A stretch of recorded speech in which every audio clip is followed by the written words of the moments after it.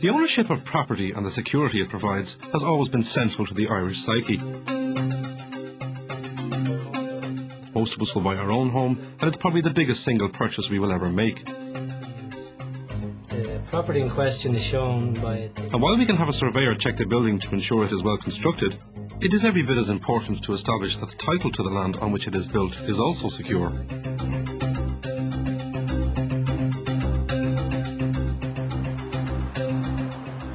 For 300 years, this has been the purpose of the Registry of Deeds, and latterly the Land Registry.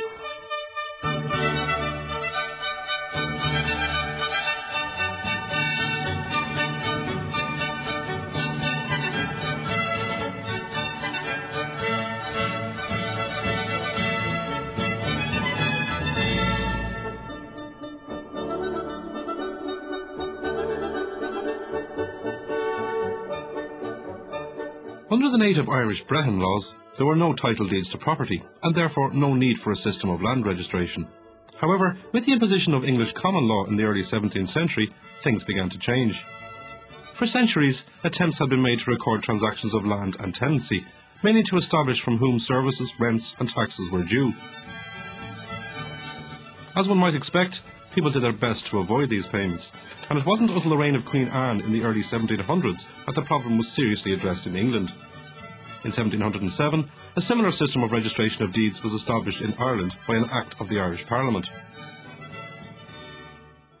Well, the registration of deeds system essentially is concerned with facilitating land transactions, property transactions. What you always got to bear in mind is that if you're buying a piece of property, you want to be sure that the person who's selling it to you is actually in a position to sell it to you, does actually own the property, and hasn't engaged in various transactions with respect to the property that might mean that you wouldn't get a good title to it. So prior to 1707, when the Registration of Deeds Act was enacted, you could never be sure whether somebody had engaged in some transaction. They might have engaged in something you didn't know about, there was no documentation relating to it, and so forth.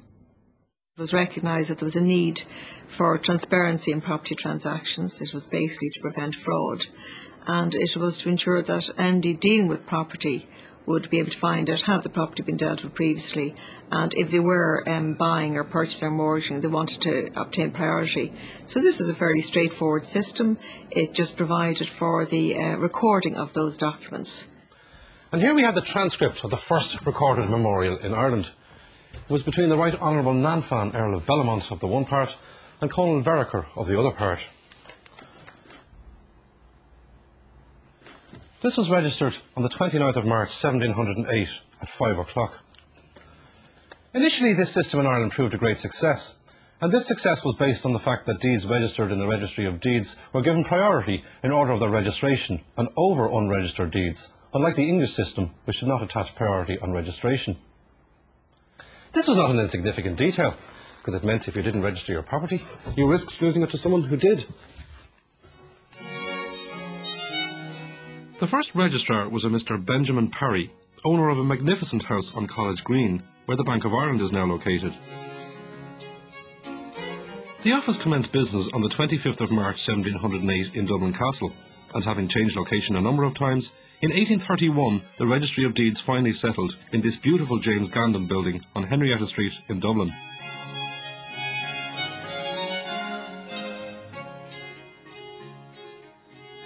Due to the increasing complications of Irish titles and problems such as variation in the names and exact boundaries of townlands, the work of directing proper searches in the registry became technical, difficult, time-consuming and expensive. As a result, the fees charged could be enormous. It was stated in the House of Commons in 1853 that they ranged from £37 to £5,000. Today, the equivalent search by computer would cost less than €20.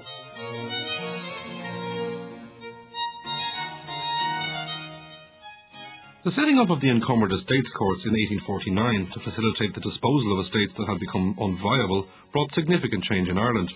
By 1864, one-fifth of the property in Ireland had been disposed of by the courts, and this put enormous pressure on the Registry of Deeds system.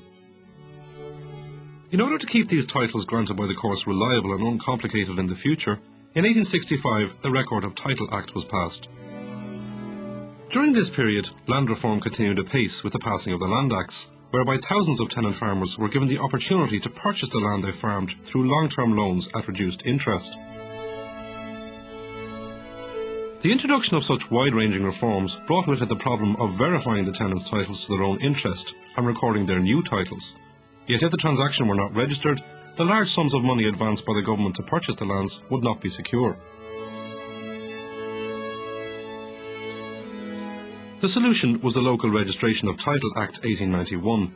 This established the Land Registry and provided a system of compulsory registration of title to land vested under the Land Acts that was less complicated, inexpensive, easily accessible and, most importantly, guaranteed by the state.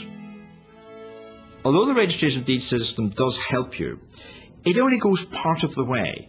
What it does is it alerts you to the existence of previous transactions. You've still got to investigate the effect of those transactions on the title. You've still got to track down the deeds that have been registered. You've still got to look at those deeds to see what the effect of them was, to see if that effect is still outstanding. A registration of title system goes much further than that, because what the registration of title system does is that it actually puts on a register the full title to the property. So you can see on the register what the current state of play is. You don't have to go any further by and large. And that is obviously a better system. But that was only developed in the 19th century. It was actually developed by an Irishman in Australia, Sir Robert Torrance, who'd been born in Cork but had emigrated with his family when he was a young man, and he became a civil servant in Australia and developed what became known as the Torrance title system. And after he developed it in Australia in the late 19th century, he then travelled the world, particularly amongst common law jurisdictions, explaining to them what the system was. And we in Ireland did adopt it in the late 19th century. It became really effective with the Local Registration of Title Act of 1891. But that was, comparatively modern compared to the Registration of Deeds system. The Land Registry opened for business in the Four Courts complex on January the 1st, 1892, and despite turbulent times in Irish and world history, it has, alongside the Registry of Deeds, provided an effective and efficient service ever since. However, in 1922, an event took place that would have a lasting effect on the Land Registry's extensive and invaluable archive. Anti-treaty forces commanded by Rory O'Connor commandeered the Four Courts, including the Land Registry office. As the provisional government were attempting to retake the building, the ammunition store was hit by a shell, and some records and maps were lost in the blast and the ensuing fire.